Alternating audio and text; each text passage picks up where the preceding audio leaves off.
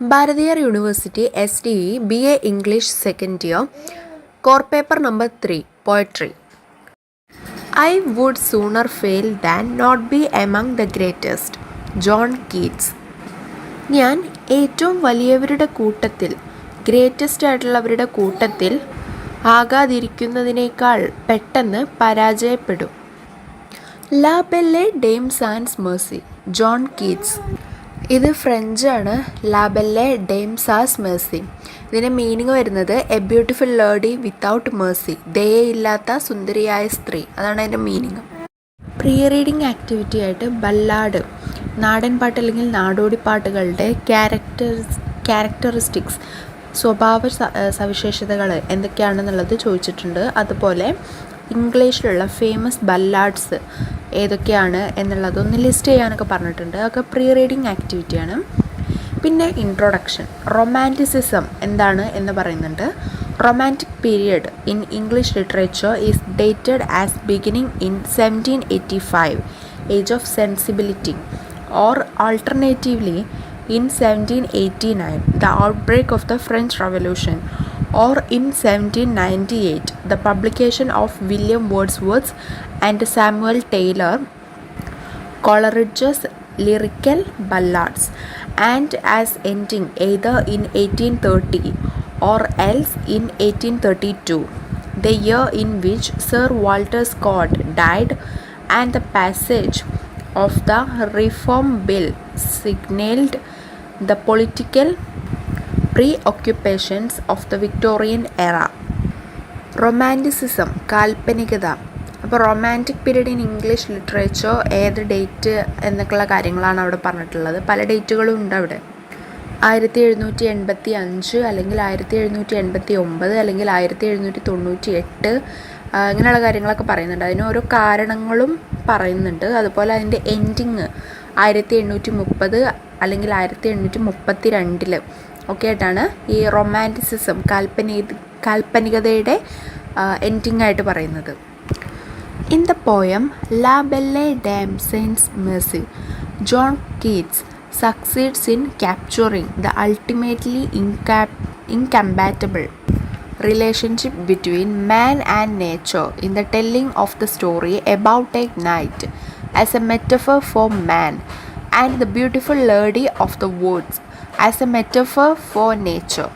Keats held true to romanticist conceptions of nature and imagination in the use of powerful metaphorical imagery as he draws on personal experience to create the mystical, dreamlike world of nature and the cold, cruel reality that man lives in. The tale introduces the power struggle between man and nature as it is retold in an entrancing state by the knight, as he tries to make sense of what has passed before him and regains consciousness in the real world. Using the ballad as his poetic format, Keats aimed to leave a lasting impression on those who read La Belle Dame sans Merci in a way parallel to the characters in the poem. അപ്പം ലാ Belle Dame sans Merci എന്ന പോയത്തിൽ John Keats പ്രകൃതിയുടെയും മനുഷ്യൻ്റെയും ഇൻകോമ്പാറ്റബിൾ ആയിട്ടുള്ള relationship, പൊരുത്തമില്ലാത്ത relationship ചിത്രീകരിക്കുന്നതിൽ വിജയിച്ചിരിക്കുന്നു. ഒരു night മനുഷ്യൻ്റെ മെറ്റഫറായിട്ട്, മനുഷ്യൻ്റെ രൂപകമായിട്ട് പ്രകൃതിയിലെ അല്ലെങ്കിൽ വനത്തിലെ ഒരു സുന്ദരിയായ സ്ത്രീയെക്കുറിച്ച് പറയുമ്പോൾ അത് പ്രകൃതിയുടെ, നേച്ചറിൻ്റെ ഒരു മെറ്റഫറായി. പ്രകൃതിയുടെ നിഗൂഢവും സ്വപ്നതുല്യവുമായ ലോകവും മനുഷ്യൻ ജീവിക്കുന്ന തണുത്തതും ക്രൂര യാഥാർത്ഥ്യങ്ങളുമായിട്ടുള്ള ഒരു ലോകം സൃഷ്ടിക്കാൻ വ്യക്തിപരമായ അനുഭവം ഉപയോഗിച്ച്, ശക്തമായ രൂപകങ്ങൾ ഉപയോഗിച്ച് പ്രകൃതിയെയും ഭാവനയെയും കുറിച്ചുള്ള റൊമാൻറ്റിക് സങ്കല്പങ്ങൾ കീറ്റ്സ് പാലിക്കുന്നു. ഈ കഥ മനുഷ്യനും പ്രകൃതിയും തമ്മിലുള്ള അധികാര പോരാട്ടത്തെ പരിചയപ്പെടുത്തുന്നു. കാരണം നൈറ്റ് തൻ്റെ മുമ്പിൽ കടന്നു പോയതും യഥാർത്ഥ ലോകത്തിൽ ബോധം വീണ്ടെടുത്തതും അർത്ഥമാക്കാൻ ശ്രമിക്കുമ്പോൾ നൈറ്റ് ഒരു ആവേശകരമായിട്ടുള്ള ഒരു അവസ്ഥയിൽ വീണ്ടും പറയുന്നു.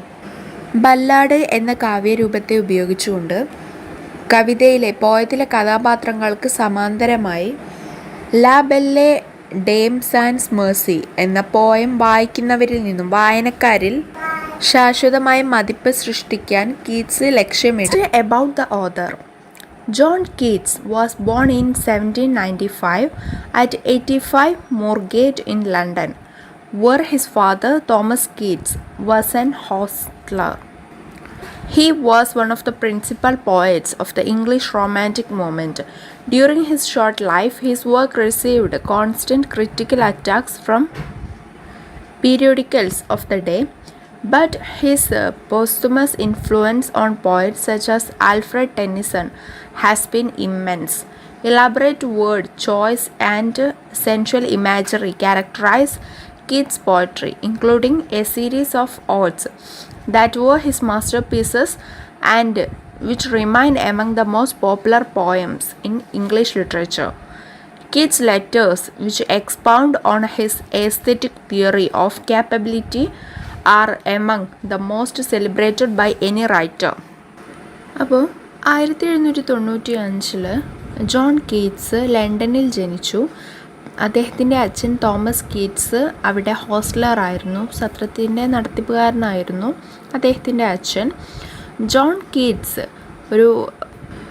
ഒരു പ്രിൻസിപ്പൽ പോയറ്റാണ് of the English romantic movement. English കാൽപ്പനിക ചലനത്തിൻ്റെ ഒരു പ്രിൻസിപ്പൽ പോയറ്റാണ് ജോൺ കീറ്റ്സ്. അദ്ദേഹത്തിൻ്റെ ആ ഒരു ചെറിയ പോയറ്റിക് ലൈഫിൽ, ആ ഒരു ഷോർട്ട് ലൈഫിൽ ഒരുപാട് ക്രിറ്റിസിസങ്ങൾ, ഒരുപാട് വിമർശനങ്ങളൊക്കെ നേരിടേണ്ടി വന്നിട്ടുണ്ട്. അതിനെല്ലാം തരണം ചെയ്തുകൊണ്ട് അദ്ദേഹം ഒരുപാട് മാസ്റ്റർ പീസുകളൊക്കെ എഴുതിയിട്ടുണ്ട്. ക്യാപ്പബിലിറ്റി, കഴിവ് എന്ന തൻ്റെ എസ്തെറ്റിക് തിയറി, സൗന്ദര്യ സിദ്ധാന്തം വിവരിക്കുന്ന കീറ്റ്സിൻ്റെ റൈറ്റിങ്സ് അത് ഏതൊരു വായനക്കാരനെയും celebrate ചെയ്യിപ്പിക്കുന്നവയാണ്, ആഘോഷിപ്പിക്കപ്പെടുന്നവയാണ്. The largest collection of Keats' letters, manuscripts and other papers is in the Houghton Library at Howard University. Other collections of such material can be found at the British Library, Keats House, Hampstead, the Keats Shelley House, Rome, and the Pierpont Morgan Library in New York. അത് അദ്ദേഹത്തിൻ്റെ poems അല്ലെങ്കിൽ lighters ഈ കാര്യങ്ങളൊക്കെ ഇപ്പോൾ എവിടെ ഉണ്ട് എന്നുള്ളതാണ് പറയുന്നത്. കുറച്ചെണ്ണം ഹോങ്ടൺ ലൈബ്രറിയിലുണ്ട്, ഹവാർഡ് യൂണിവേഴ്സിറ്റിയിലുള്ള ഹോങ്ടൺ ലൈബ്രറിയിൽ കുറച്ച് കാര്യങ്ങളുണ്ട്. അതുപോലെ കുറച്ച് കളക്ഷൻസ് ബ്രിട്ടീഷ് ലൈബ്രറിയിലുണ്ട്, പിന്നെ ഹാംസ്റ്റഡിലുള്ള കീറ്റ്സിൻ്റെ വീട്ടിലുണ്ട്, അതുപോലെ റോമിലുള്ള കീറ്റ്സ് ഷെല്ലിയുടെ വീട്ടിലുണ്ട്, അതുപോലെ ന്യൂയോർക്കിലുള്ള പിയർപോണ്ട് മോർഗൻ ലൈബ്രറിയിലും കുറച്ച് കളക്ഷൻസ് ഉണ്ട്. His famous works are La Belle Dame sans Merci, ode to a nightingale, to autumn, ഇത് ആൻഡ് എക്സെട്ര. ഇതൊക്കെയാണ് അദ്ദേഹത്തിൻ്റെ ഫേമസ് ആയിട്ടുള്ള വർക്ക്സ്. അപ്പോൾ നമുക്ക് പഠിക്കാനുള്ള ഈ ഒരു ലാ ബെല്ലെ ഡെം സാൻസ് മേഴ്സി ഇതും അദ്ദേഹത്തിൻ്റെ ഫേമസ് ആയിട്ടുള്ള ഒരു വർക്കാണ്. Romantic traits in Keats. John Keats was a poet of the second generation of English Romanticism. His major literary interest was in the Elizabethan epoch. It was said that it was his first love. അപ്പോൾ കീറ്റ്സിലുള്ള romantic traits ആണ്. അദ്ദേഹം English റൊമാൻറ്റിസിസത്തിൻ്റെ, English കാൽപ്പനികതയുടെ second ജനറേഷനിലെ ഒരു പോയറ്റാണ്. അതുപോലെ അദ്ദേഹത്തിൻ്റെ major interest ഉണ്ടായിരുന്ന ഒരു area എന്ന് പറയുന്നത് എലിസബത്തൻ എപ്പോച്ച് എന്നുള്ളത് പ്രൊനൗൺസ് ചെയ്യുക എപ്പെക് എന്നാണ്. എപ്പെക് അതിന് വേർഡ് മീനിങ് യുഗം. അപ്പോൾ എലിസബത്തൻ യുഗം, എലിസബത്ത് ഭരിച്ചുകൊണ്ടിരുന്ന ആ ഒരു കാലഘട്ടമാണ് അദ്ദേഹത്തിൻ്റെ മേജർ ഇൻട്രസ്റ്റ് എന്ന് പറയുന്നത്. It was said that it was his first love. അദ്ദേഹത്തിൻ്റെ ഫസ്റ്റ് ലവ് അതാണ് എന്നാണ് പറയുന്നത്. അതായത് അദ്ദേഹത്തിന് ഒരുപാട് പോയംസ് എഴുതാനും അദ്ദേഹം ഒരു ഇൻട്രസ്റ്റ് കാണിച്ചിരുന്നത് അതിലാണ്. അതുകൊണ്ട് തന്നെ അത് തൻ്റെ ഫസ്റ്റ് ലവ് ആണ് എന്ന് അദ്ദേഹം പറയാണ്.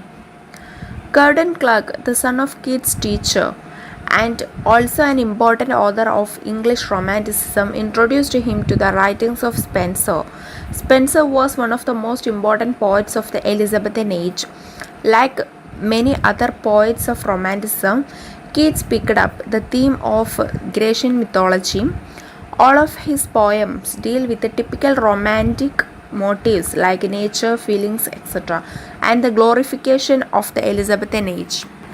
അപ്പോൾ ഗൗഡൻ ക്ലാർക്ക് എന്ന് പറയുന്ന കീറ്റ്സിൻ്റെ ടീച്ചറുടെ മകന് അദ്ദേഹത്തെ, അത് ഒരു ഇമ്പോർട്ടൻ്റ് ഓഥർ കൂടിയാണ്, അദ്ദേഹം സ്പെൻസർ എന്ന് പറയുന്ന ആളുടെ അടുത്ത് നമ്മുടെ ജോൺ കീറ്റ്സിനെ ഇൻട്രൊഡ്യൂസ് ചെയ്തു. ഈ Spenser was one of the most important poets of the Elizabethan age ആണ്. അങ്ങനെ ഇൻട്രൊഡ്യൂസ് ചെയ്തു. എന്നിട്ട് ഒരുപാട് പോയംസ്, റൊമാൻറ്റിസിസത്തിലുള്ള ഒരുപാട് പോയംസ് അവർ തയ്യാറാക്കി. കീറ്റ്സ് അവിടെ എടുത്തത് ഗ്രേഷ്യൻ മിത്തോളജി എന്നുള്ള തീമാണ് എടുത്തത്. അദ്ദേഹത്തിൻ്റെ പോയംസ് ഡീൽ ചെയ്യുന്നത് ടിപ്പിക്കൽ റൊമാൻറ്റിക് മോട്ടീവ്സ് ആണ്, ലൈക്ക് നേച്ചർ, ഫീലിങ്സ് എക്സെട്ര ഒക്കെയാണ്. ആൻഡ് എലിസബത്തൻ ഏജിൻ്റെ ഗ്ലോറിഫിക്കേഷൻ, മഹത്വവൽക്കരണം, ഇതൊക്കെയാണ് അദ്ദേഹം പോയംസിൽ ഉൾക്കൊള്ളിച്ചിരുന്ന കാര്യങ്ങൾ. Next, text of the poem. O what can ail thee knight at arms, alone and palely loitering. The sedge is withered from the lake, and no birds swing. Oh, what can ail thee, night at arms, so haggard and so woe-begone? The squirrel's granary is full, and the harvest is done. I see a lily on thy brow, with anguish moist and fever dew, and on thy cheeks a fading rose, fast withereth too. I met a lady in the meads, full beautiful, a fairy child. Her hair was long, her foot was light, and her eyes were wild. I made a garland for her head, and bracelets too, and a fragrant zone. She looked at me as she did love, and made sweet moan. I set her on my pacing steed, and nothing else saw all day long, for sideways would she lean and sing a fairy song. She found me roots of relish sweet, and honey wild and manna dew, and sure in language strange she said, I love thee true.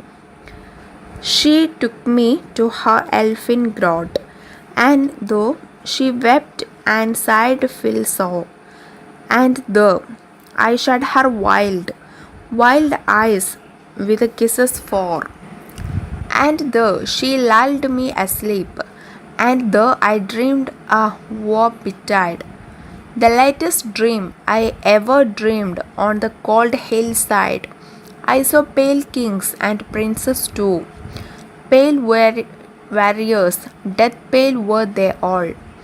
They cried, La Belle Dame sans mercy hath thee in thrall. I saw their starved lips in the gloam, with horrid warning gaped wide, and I awoke, and found me here, on the cold hillside, and this is why I sojourn here, alone and palely loitering. Though the sedge is withered from the lake, and no birds sing. അപ്പോൾ ഈ പോയത്തിൻ്റെ stanza vice ആയിട്ടുള്ള summary ഇതിൽ കൊടുത്തിട്ടുണ്ട്. അപ്പോൾ പിന്നെ അതങ്ങനെ explain ചെയ്യേണ്ട ആവശ്യം ഉണ്ടാവില്ല, ഓരോ ലൈൻ ബൈ ലൈനായിട്ട് എക്സ്പ്ലെയിൻ ചെയ്യുന്നില്ല. ഇതിൽ ഓരോ വേർഡ്സ്, ഡിഫിക്കൽട്ടായിട്ടുള്ള അല്ലെങ്കിൽ അധികം കേട്ടിട്ടില്ലാത്ത വേർഡ്സിൻ്റെ മീനിങ് പറയാം. ഫസ്റ്റ് സ്റ്റാൻസയിലെ എയിൽ അസുഖം, പെയിലി വിളറിയ, ലോയ്റ്ററിങ് അലഞ്ഞ് തിരിയുന്നു. സെഡ്ജ് ഒരു പുൽച്ചെടിയാണ്. വിതേർഡ് വാടിപ്പോയി. സെക്കൻഡ് സ്റ്റാൻസ ഹഗ്ഗാർഡ് ക്ഷീണിച്ച. ഗ്രാനറി കളപ്പുര. തേർഡ് സ്റ്റാൻസ ആംഗ്വിഷ് വേദന. മോയിസ്റ്റ് ഈർപ്പമുള്ള. ഫെയ്ഡിങ് മങ്ങുന്നു. ഫിഫ്ത്ത് സ്റ്റാൻസ ഗർലാൻഡ് മാല. മോൺ വിലാപം. നെക്സ്റ്റ് സ്റ്റാൻസ സ്റ്റീഡ് കുതിര. റെലിഷ് ആസ്വദിക്കുക. എൽഫിൻ കുട്ടിച്ചാത്തനെ പോലെയുള്ള ഗ്രോട്ട് ഗുഹ. La Belle Dames and Merci hath thee in thrall. ദയയില്ലാത്ത സുന്ദരിയായ സ്ത്രീയെ നിന്നെ ത്രസിപ്പിച്ചിരിക്കുന്നു. ഗ്ലോം സന്ധ്യ. ഹൊറിഡ് ഭയാനകമായ. ഗേപ്പിഡ് വിശാലമായ. സജോൺ താമസം. ഓക്കെ, അപ്പോൾ ഈ പോയത്തിൻ്റെ റൈം സ്കീം ABCB ആണ്. അപ്പോൾ ഇനി സമ്മറി നോക്കാം. Stanzas 1 and 2. In the first two lines of stanzas 1 and 2, the anonymous speaker asks a question. The first line of both questions is identical. Oh, what can ail thee, knight at arms? The second lines differ somewhat. In stanza 1, the question focuses on his physical condition, alone and palely loitering. In stanza 2, the question describes both the knight's physical state and his emotional state, haggard and woe-begone. This repetition with a slight variation is called incremental repetition and is a characteristic of the folk ballad. Stanza 1ൻ്റെയും 2ൻ്റെയും first 2 lines ഒരു anonymous ആയിട്ടുള്ള ഒരു അജ്ഞാതനായിട്ടുള്ള speaker ഒരു question ചോദിക്കുകയാണ്. ഈ ക്വസ്റ്റ്യൻ്റെ first lines രണ്ടും ഐഡൻറ്റിക്കലാണ്, രണ്ടും ഒന്ന് തന്നെയാണ്. അതായത് ഓ വാട്ട് ക്യാൻ എയിൽ ദി നൈറ്റ് അറ്റ് ആംസ്, അത് രണ്ട് സ്റ്റാൻസയുടെയും ഫസ്റ്റ് ലൈൻസ് ആണ്, അത് രണ്ടും സെയിം ആണ്. സെക്കൻഡ് ലൈനിൽ ഡിഫറൻസ് ഉണ്ട്. ഫസ്റ്റ് സ്റ്റാൻസയിൽ ആ ക്വസ്റ്റ്യൻ ഫോക്കസ് ചെയ്യുന്നത് അയാളുടെ ഫിസിക്കൽ കണ്ടീഷനാണ്, അയാളുടെ ശാരീരിക സ്ഥിതിയെയാണ്. Alone and palely loitering. രണ്ടാമത്തെ സ്റ്റാൻസയിലുള്ള ക്വസ്റ്റ്യന് നൈറ്റിൻ്റെ ഫിസിക്കൽ സ്റ്റേറ്റും അതുപോലെ അയാളുടെ ഇമോഷണൽ സ്റ്റേറ്റും രണ്ടും കൂടിയാണ്. ഹഗ്ഗഡ് ആൻഡ് വോ ബിഗോൺ. ഇതുപോലെയുള്ള സ്ലൈറ്റ് വേരിയേഷൻ, ചെറിയൊരു വേരിയേഷനുള്ള ഇതുപോലെയുള്ള റിപ്പീറ്റേഷൻ, ആവർത്തനത്തെ പറയുന്നതാണ് ഇൻക്രമെൻ്റൽ റിപ്പീറ്റേഷൻ. മീനിങ് വർദ്ധിച്ചു വരുന്ന ആവർത്തനം. അത് ഫോൾക്ക് ബല്ലാഡിൻ്റെ, നാടൻ പാട്ടുകളുടെ അല്ലെങ്കിൽ നാടോടി പാട്ടുകളുടെ ക്യാരക്ടറാണ് ഇങ്ങനെ വർദ്ധിച്ചു വരുന്ന ഒരു റിപ്പീറ്റേഷൻ എന്ന് പറയുന്നത്. This speakers is no reason for the knight's presence, loitering. In such a barren spot, the grass is withered and no birds sing. Even in this spot, not all life is wasteland. However, the squirrel's winter storage is full, and the harvest has been completed. In other words, there is an alternative or fulfilling life which the knight could choose. Thus, lines 3 and 4 of stanzas 1 and 2 present contrasting views of life. നൈറ്റിൻ്റെ പ്രസൻസിന് വേണ്ടിയുള്ള യാതൊരു റീസണും speaker കാണുന്നില്ല. In such a barren spot, അത്തരമൊരു തരിശായിട്ടുള്ള ഒരു സ്ഥലത്ത് ഒരു നൈറ്റിൻ്റെ പ്രസൻസ് സ്പീക്കർ കാണുന്നില്ല. പ്രസൻസ് എന്ന് വെച്ചാൽ ആ നൈറ്റ് അവിടെ ലോയിറ്ററിങ് ചെയ്തുകൊണ്ടിരിക്കുകയാണ്, അവിടെ അലഞ്ഞു തിരിഞ്ഞ് നടക്കുകയാണ്. അപ്പോൾ അതിൻ്റെ കാരണം എന്താണെന്നുള്ളത് സ്പീക്കർക്ക് മനസ്സിലാവുന്നില്ല. The grass is withered and no bird sing. Grass, പുല്ല് വാടിപ്പോയിട്ടുണ്ട്, ആൻഡ് പക്ഷികൾ പാട്ടുപാടുന്നില്ല. ഈ സ്ഥലത്ത്, ആ സ്ഥലം തരിശാണ്, പക്ഷെ എന്നിരുന്നാലും അവിടെയുള്ള ജീവജാലങ്ങളെല്ലാം തരിശല്ല. സ്ക്യൂറലിൻ്റെ, അണ്ണാൻ്റെ വിൻ്റർ സ്റ്റോറേജ് ഫുള്ളാണ്. അതായത് തണുപ്പ് കാലം ആവുന്ന സമയത്ത് സ്ക്യൂറലിനൊക്കെ തീറ്റ തേടി പോകാനൊക്കെ കുറച്ച് ബുദ്ധിമുട്ടായിരിക്കും. അപ്പോൾ ആ സമയത്തേക്ക് വേണ്ട ഫുഡൊക്കെ സ്ക്യൂറൽ മുമ്പേ തന്നെ ശേഖരിച്ച് തൻ്റെ കൂട്ടിൽ അല്ലെങ്കിൽ ഒരു സ്ഥലത്ത് കൊണ്ടുവയ്ക്കുകയാണ്. അപ്പോൾ ആ ഒരു സ്ഥലം അത് ഫുള്ളാണ്. ഹാർവെസ്റ്റ്, വിളവെടുപ്പും കംപ്ലീറ്റ് ആയിട്ടുണ്ട്, അത് കഴിഞ്ഞിട്ടുണ്ട്. മറ്റൊരർത്ഥത്തിൽ പറഞ്ഞാൽ നൈറ്റിന് തിരഞ്ഞെടുക്കാൻ കഴിയുന്നത് ഒരു ബദൽ അല്ലെങ്കിൽ പൂർണ്ണമായ ജീവിതമുണ്ട്. സ്റ്റാൻസ 1ൻ്റെയും 2ൻ്റെയും 3 and 4 ലൈൻസ് സൂചിപ്പിക്കുന്നത് അത് കോൺട്രാസ്റ്റിംഗ് വ്യൂസ് ഓഫ് ലൈഫാണ്, ജീവിതത്തിൻ്റെ വ്യത്യസ്തമായ കാഴ്ചപ്പാടുകൾ. ഫസ്റ്റ് സ്റ്റാൻസയിൽ പറയുന്നത് പുല്ല് വാടിപ്പോയി അങ്ങനെയുള്ള കാര്യങ്ങളാണ്, ബേർഡ്സ് പാട്ട് പാടുന്നില്ല, അങ്ങനത്തെ കാര്യങ്ങളൊക്കെയാണ് ഫസ്റ്റ് സ്റ്റാൻസയിൽ. പക്ഷേ സെക്കൻഡ് സ്റ്റാൻസയിൽ ഹാർവെസ്റ്റ് കഴിഞ്ഞിട്ടുണ്ട്, അതുപോലെ സ്ക്യൂറലിൻ്റെ ഗ്രാനറി, കളപ്പുര, അതായത് ഒരു സ്റ്റോറേജ് സ്പേസ് അതൊക്കെ ഫുള്ളാണ്, അങ്ങനെയാണ്. അപ്പോൾ ആദ്യ ഭാഗത്തിൽ ഒരു സാഡായിട്ടുള്ള ഒരു ലൈഫ് മൊമെൻറ്റും രണ്ടാമത്തെ സ്റ്റാൻസയിൽ അതൊരു ഹാപ്പി ആയിട്ടുള്ള ഒരു കാര്യമാണ് അത് പറയുന്നത്. അപ്പോൾ അതാണ് contrasting view of life. Stanza 3. This stanza elaborates on the knight's physical appearance and mental state, which are associated with the dying and with nature. In the previous stanzas, the descriptions of nature are factual. Here, nature is used metaphorically. His pallor is compared first to the whiteness of a lily, then to a rose. The rose is fading and quickly withereth. The lily, of course, is a traditional symbol of death. The rose, a symbol of beauty. The knight's misery is suggested by the dew or perspiration on his forehead. What is Keats trying to emphasize by using both fading and fast withereth? Is there a difference in the effect of fading, the word Keats used, and faded? അപ്പോൾ stanza 3 elaborate ചെയ്യുന്നു, വിശദമാക്കുന്നു നൈറ്റിൻ്റെ physical appearance, നൈറ്റിൻ്റെ ശാരീരികമായിട്ടുള്ള സമീപനം and mental state, മാനസിക നില, ഇതൊക്കെയാണ് വിശദമാക്കുന്നത്. Which are associated with dying and with nature, മരണവുമായിട്ടും പ്രകൃതിയുമായിട്ടുമാണ് ബന്ധപ്പെട്ടിരിക്കുന്നത്. മുമ്പത്തെ സ്റ്റാൻസുകളിൽ നേച്ചറിൻ്റെ ഡിസ്ക്രിപ്ഷൻ ഫാക്ച്വൽ ആയിരുന്നു, വസ്തുതാപരമായിരുന്നു. എന്നാൽ ഇവിടെ നേച്ചർ യൂസ് ചെയ്യുന്നത് മെറ്റഫറിക്കലി ആണ്, രൂപകമായിട്ടാണ്. അവൻ്റെ പല്ലർ എന്ന് വെച്ചാൽ വിളർച്ച, അത് കമ്പയർ ചെയ്യുന്നത് ആദ്യം വൈറ്റ്നെസ് ഓഫ് എ ലില്ലിയുടെ ഒരു വെളുപ്പ്, ആ ഒരു നിറം ഉണ്ടല്ലോ, അതുമായിട്ടാണ് ആദ്യം അവൻ്റെ വിളർച്ച കമ്പയർ ചെയ്യുന്നത്.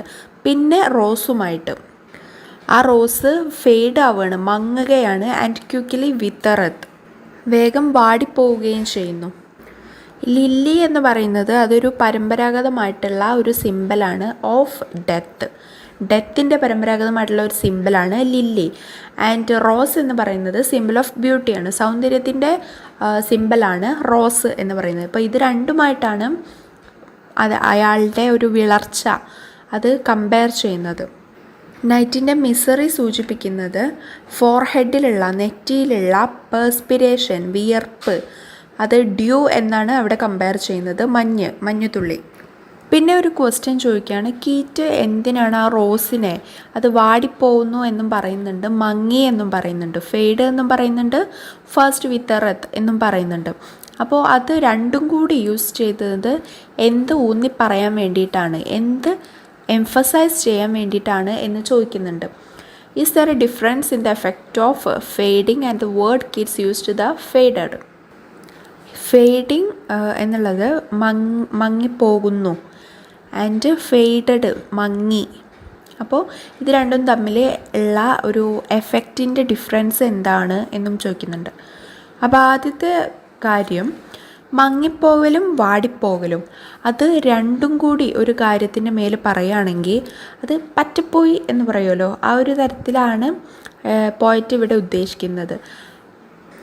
നേരത്തെ പറഞ്ഞു റോസ് എന്നുള്ളത് ബ്യൂട്ടിയുടെ സിമ്പിളാണ്, പക്ഷെ അത് മങ്ങിപ്പോയിട്ടുണ്ട്. അങ്ങനെ പറയുമ്പോൾ കുറച്ചൊരു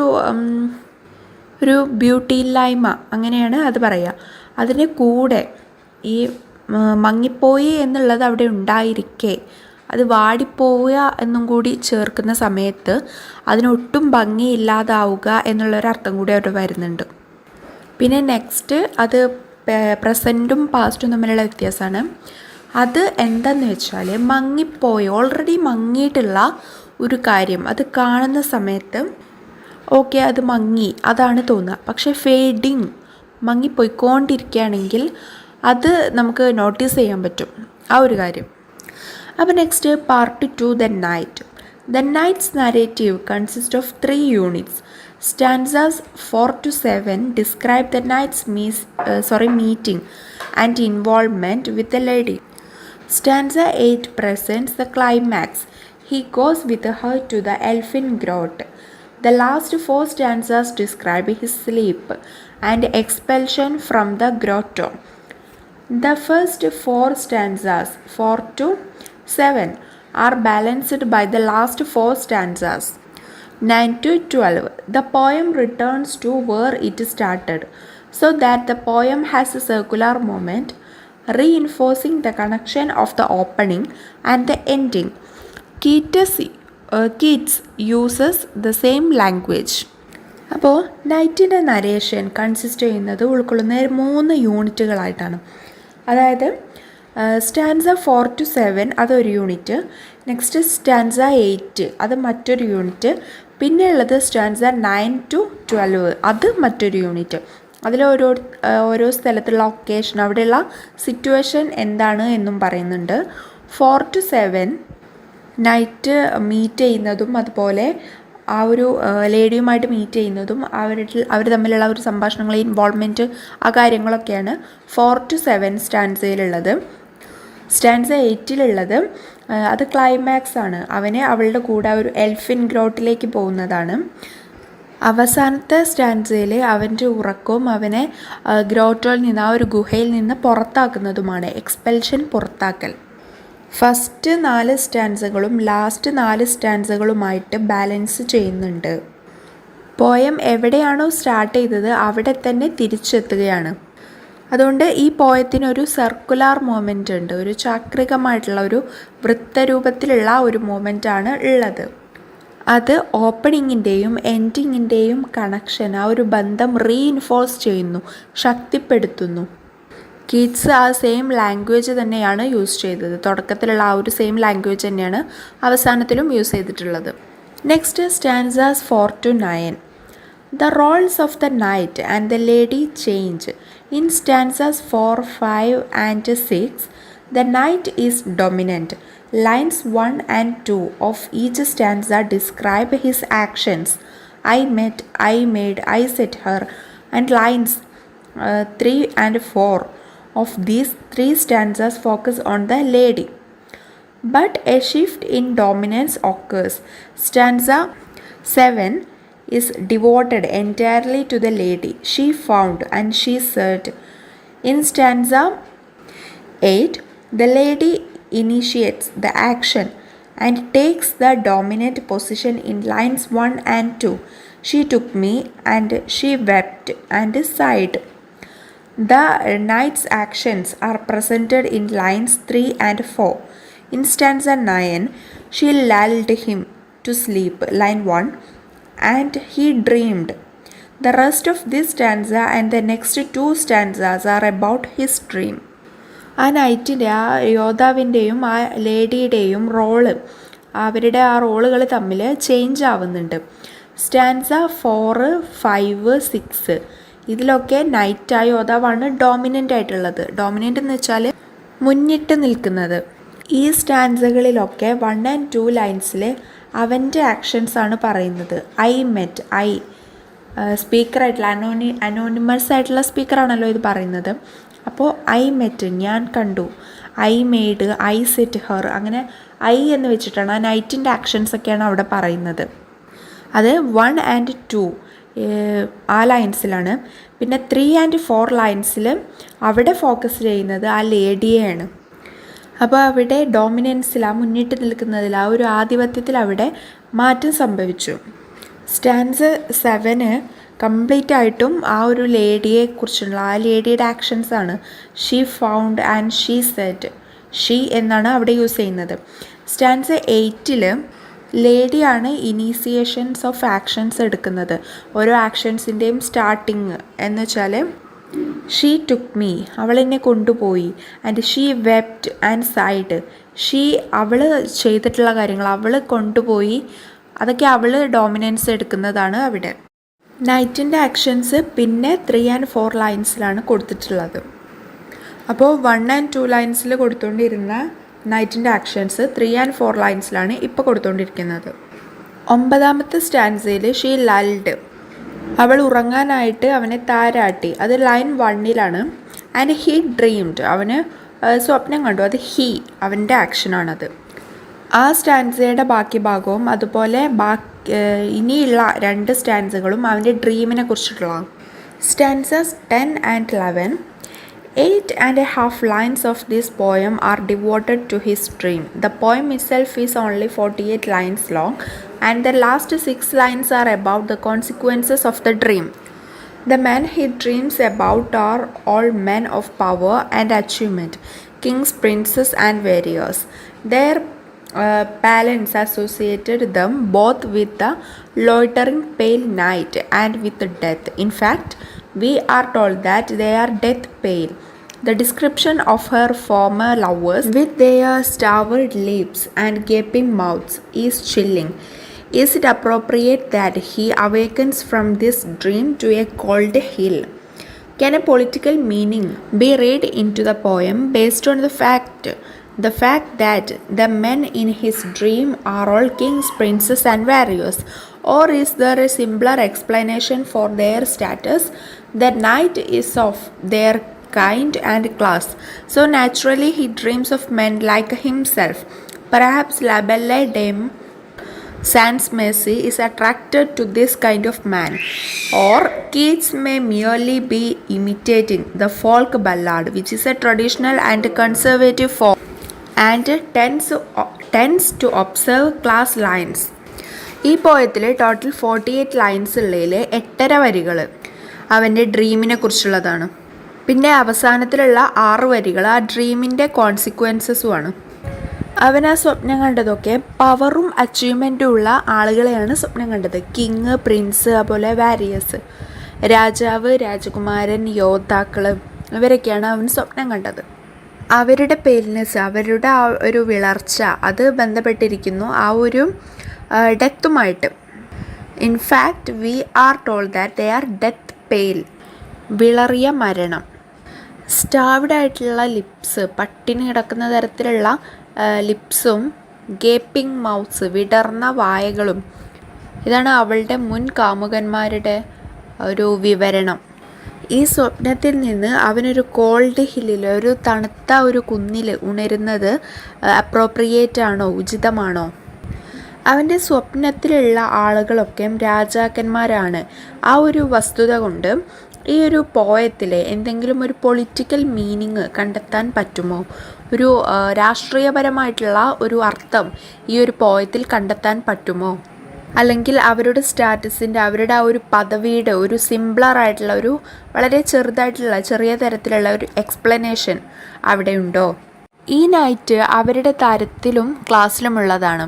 അതുകൊണ്ട് അവൻ സ്വാഭാവികമായിട്ടും ആ ഒരു രീതിയിലുള്ള ആളുകളെ സ്വപ്നം കാണുന്നു. ഒരുപക്ഷെ ലാ ബെല്ലെ ഡാമെ സാൻസ് മേഴ്സി അത് ഇത്തരത്തിലുള്ള ഒരാളോട് അട്രാക്റ്റഡ് ആയിരിക്കാം. അല്ലെങ്കിൽ കീറ്റ്സ്, നമ്മുടെ പോയറ്റ്, ഒരു ഫോൾക്ക് ബല്ലാഡുമായിട്ട് ഇമിറ്റേറ്റ് ചെയ്തതായിരിക്കാം. ഇമിറ്റേറ്റ്, അനുകരിക്കുക. ട്രഡീഷണൽ ആയിട്ടുള്ള, പരമ്പരാഗതവും യാഥാസ്ഥിതികവുമായിട്ടുള്ള, കൺസർവേറ്റീവായിട്ടുള്ള രൂപവും ക്ലാസ് ലൈനുകൾ നിരീക്ഷിക്കുന്ന പ്രവണതയുമാണ്. Stanza 12. The knight uses the word sojourn, which implies he will be there for some time.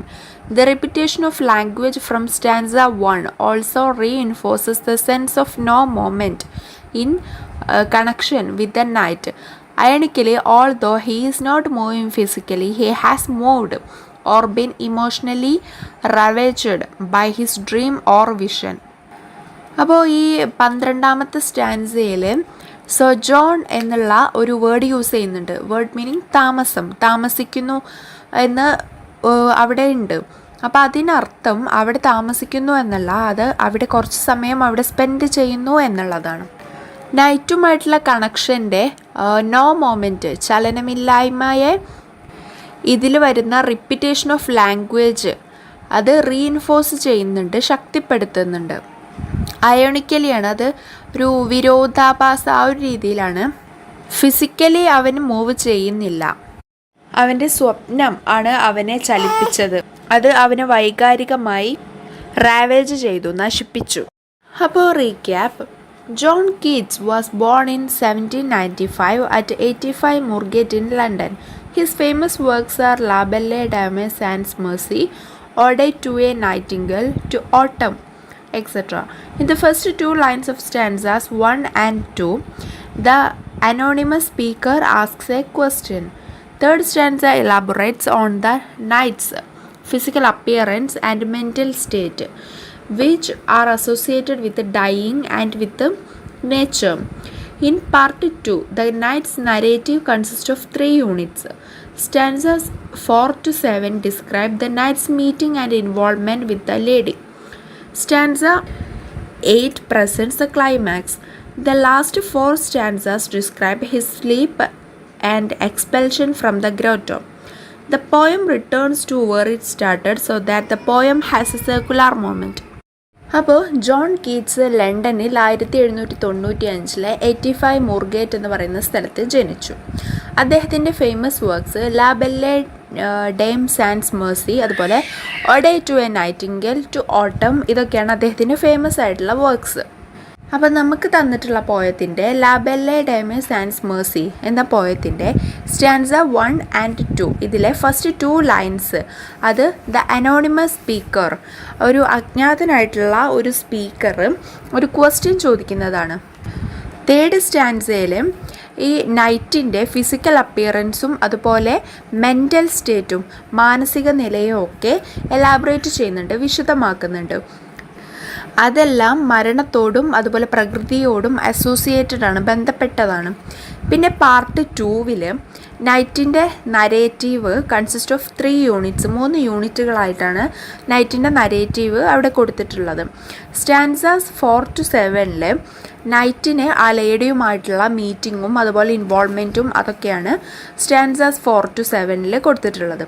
Stanza 8 climax ആണ് കൊടുത്തിട്ടുള്ളത്.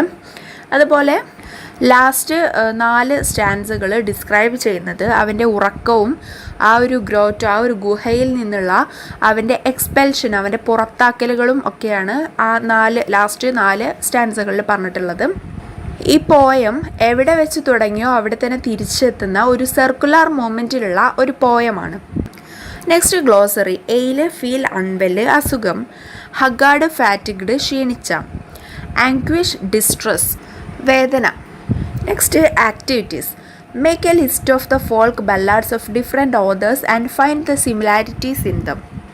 ഡിഫറെൻറ്റ് ഓതേഴ്സിൻ്റെ ഫോൾക്ക് ബല്ലാഡ്സ്, നാടോടി കവിതകൾ ശേഖരിച്ചുകൊണ്ട് അതിൻ്റെയൊക്കെ സിമിലാരിറ്റീസ് കണ്ടുപിടിക്കാൻ, അതിൻ്റെയൊക്കെ സാമ്യതകൾ കണ്ടുപിടിക്കാൻ. അപ്പോൾ നേരത്തെ പറഞ്ഞിട്ടുണ്ടായിരുന്നു റിപ്പീറ്റേഷൻ്റെ കാര്യം. അത് സാധാരണയായിട്ട് ഫോൾക്ക് ബല്ലാഡിൻ്റെ ഒരു ക്യാരക്ടറിസ്റ്റിക്കാണ് എന്ന് പറഞ്ഞിട്ടുണ്ട്, ഒരു ഇൻക്രിമെൻ്റൽ റിപ്പീറ്റേഷൻ്റെ കാര്യം. അതുപോലെ ഒരുപാട് സിമിലാരിറ്റീസ് ഉണ്ടാവും ഫോൾക്ക് ബല്ലാഡ്സ്. അപ്പോൾ അതെന്തൊക്കെയാണെന്നുള്ളത് ലിസ്റ്റ് ചെയ്യാനാണ്. Next comment on the mysterious lady in the poem. ഈ പോയത്തിലുള്ള ഒരു ലേഡീനെ കുറിച്ച് പറയുന്നുണ്ടല്ലോ, ആ ലേഡി ഒരു മിസ്റ്റീരിയസ് ക്യാരക്ടറായിട്ട് നിലനിൽക്കുന്നുണ്ട്. കാരണം ആ ഒരു ഗുഹയിലേക്ക് പോയതിന് ശേഷം ആ ലേഡിയെക്കുറിച്ച് പറയുന്നില്ല. അപ്പോൾ അത് ഒരു മിസ്റ്ററിയാണ്, ആ ലേഡി ഒരു മിസ്റ്ററിയാണ് ശരിക്കും. അപ്പോൾ ആ ലേഡിയുടെ മിസ്റ്റീരിയസ് ആയിട്ടുള്ള കാര്യങ്ങൾ പറയാനാണ്. Next match the following. ഒരു സൈഡിൽ Keats, knight, folk ballad, lily. അപ്പുറത്തെ സൈഡിൽ ലേഡി, റിപ്പീറ്റേഷൻ, ഡെത്ത്, സെൻഷ്യസ്. അപ്പോൾ കീറ്റ്സ് അവിടെ നിൽക്കട്ടെ. Knight, lady, repetition, death, sensuous. അതിൽ നൈറ്റ്, ലേഡി. അതുപോലെ ഫോൾക്ക് ബല്ലാഡ്, റിപ്പീറ്റേഷൻ, അതിൻ്റെ ഒരു ക്യാരക്ടറിസ്റ്റിക്കാണ്. അപ്പോൾ റിപ്പീറ്റേഷൻ. ലില്ലി ഡെത്തിൻ്റെ സിമ്പലാണ്. അപ്പോൾ ലില്ലി ഡെത്ത്. പിന്നെ ബാക്കിയുള്ളത് കീറ്റ്സ്, സെൻസുവസ്. സെൻസുവസ് എന്ന് വെച്ചാൽ ഇന്ദ്രിയപരമായ. Next model questions. Write a paragraph on each of the following. The unfortunate love in La Belle Dame sans Merci. La Belle Dame sans Merci എന്ന പോയത്തിലെ unfortunate ആയിട്ടുള്ള love, നിർഭാഗ്യകരമായിട്ടുള്ള ലവിനെ കുറിച്ച് ഒരു പാരഗ്രാഫ് എഴുതാനാണ്. Seduction and rejection in the poem La Belle Dame sans Merci. La Belle Dame sans Merci എന്ന പോയത്തിലെ സെഡക്ഷനും റിജക്ഷനും അതിനെക്കുറിച്ച് ഒരു paragraph. Seduction എന്ന് വെച്ചാൽ വശീകരണം, റിജക്ഷൻ എന്ന് വെച്ചാൽ തിരസ്കരണം, അതായത് ഒഴിവാക്കൽ. Next attempt an essay on the following. Write a critical appreciation of the poem La Belle Dame sans Mercy. അപ്പോൾ ലാ ബെല്ലെ ഡാം സാൻസ് മേഴ്സി എന്ന പോയത്തിന് ഒരു ക്രിറ്റിക്കൽ അപ്രിസിയേഷൻ, വിമർശനാത്മകമായ ആസ്വാദനക്കുറിപ്പ് തയ്യാറാക്കാനാണ് പറയുന്നത്. അപ്പോൾ ഇത്രയുമാണ് ജോൺ കീറ്റ്സിൻ്റെ ലാ ബെല്ലെ ഡാം സാൻസ് മേഴ്സി.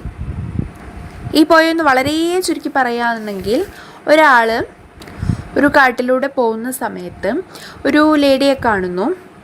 ആ ആ ലേഡിയിൽ സെഡ്യൂസായിട്ട് ആ ലേഡി ഇയാളെ ഒരു ഗുഹയിലേക്ക് കൊണ്ടുപോകുന്നു. അതിനുശേഷം ആ ഒരു ലേഡി അയാളെ ഉറക്കാനായിട്ട് ശ്രമിക്കുന്നു. എന്നിട്ട് അയാൾ ഉറങ്ങുന്നു. എന്നിട്ട് അയാൾ കാണുന്ന സ്വപ്നം രാജാക്കന്മാർ, അതുപോലെ പ്രിൻസസ്, അവരൊക്കെ ആയിട്ടുള്ള, അതുപോലെ ഇങ്ങനെ പവറൊക്കെ ഉള്ള ആളുകളെയാണ് അയാൾ സ്വപ്നം കാണുന്നത്. അതിൽ പറയുന്നത് ദയയില്ലാത്ത സുന്ദരിയായ സ്ത്രീയെ ത്രസിപ്പിച്ചിരിക്കുന്നു എന്നുള്ള കാര്യങ്ങളൊക്കെ പറയുന്നുണ്ട്. അപ്പോൾ അതൊക്കെ ഇയാൾ കേൾക്കുക മീൻസ് ഇയാൾ സ്വപ്നത്തിൽ കാണുകയാണ്. അപ്പോൾ സ്വപ്നത്തിൽ നിന്ന് ഉണർന്ന സമയത്ത് ആ സ്ത്രീ അവിടെ കാണുന്നില്ല. അതുപോലെ ഒരു ഹില്ലിൻ്റെ മുകളിലായിട്ടാണ് ഇയാൾ ഇരിക്കുന്നത്. അപ്പോൾ വീണ്ടും കാര്യങ്ങൾ പഴയപടിയാവുകയാണ്. അപ്പോൾ ഇതാണ് മൊത്തത്തിലുള്ള ലാ ബെല്ലെ ഡെയിംസ് ആൻഡ് മെർസി എന്ന ജോൺ കീറ്റ്സിൻ്റെ പോയം. Thank you.